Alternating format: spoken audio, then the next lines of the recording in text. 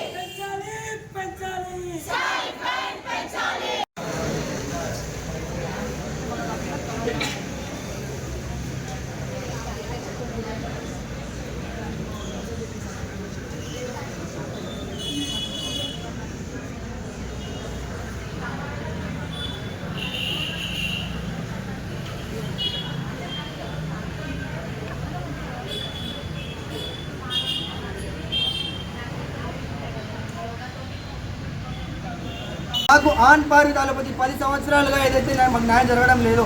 తెలంగాణ విభజన జరగకముందు ఏ రకంగా అయితే మాకు ఆన్ పార్ అలోపతితో సమానంగా స్టైపెండ్ ఇచ్చారో అదే స్టైపెండ్ ఇప్పుడు కూడా అవసరాలకు పీజీలకు ఇవ్వాలని చెప్పేసి మా డిమాండ్. గత 10-12 సంవత్సరాల నుంచి ఇంత అన్యాయానికి గురవుతున్నటువంటి మేము ఈరోజు ప్రభుత్వాన్ని డిమాండ్ చేస్తున్నాము. మాకు వెంటనే జియో రిలీజ్ చేయాలి. మాకు ఎటువంటి బుకాయింపులు వద్దు, ఎటువంటి మాటలు ఇంకా వద్దు. మాకు ఫైనల్గా జియో అనేది కావాలి. 21 డేస్ అనేది ఒక జోక్ కాదు. ఒక హెల్త్ సిస్టంలో ఆయుష్ సిస్టమ్ అనేది ఉన్నప్పుడు 21 డేస్ పీజీస్ ఇంటర్న్స్ వాళ్ళ డ్యూటీస్ అన్నీ వదులుకొని కూర్చున్నా కూడా గవర్నమెంట్ స్పందించకపోవడం అనేది చాలా షాకింగ్గా ఉంది. ఇంతమంది డాక్టర్స్ ఇక్కడ చూస్తున్నారు. ఆయుర్వేద, యునాని, న్యాచురోపతి, హోమియోపతి ఇంతమంది డాక్టర్స్ వచ్చి 21 డేస్ స్ట్రైక్ చేస్తూ హంగర్ స్ట్రైక్ చేసి వాళ్ళ కడుపు కొట్టడమే కాకుండా ఇలా హంగర్ స్ట్రైక్ చేపిస్తూ గవర్నమెంట్ ఏం చేసిందో అస్సలు అర్థం కావట్లేదు. ప్రభుత్వాన్ని మేము ప్రశ్నించేది ఒకటి, అదే వేరే సిస్టమ్స్ ఎవరు చేసినా కూడా మీరు ఇస్తున్నారు. పాలిటెక్నిక్ స్టూడెంట్స్ చేసినా స్ట్రైక్ చేసినా కూడా ఇచ్చేస్తున్నారు.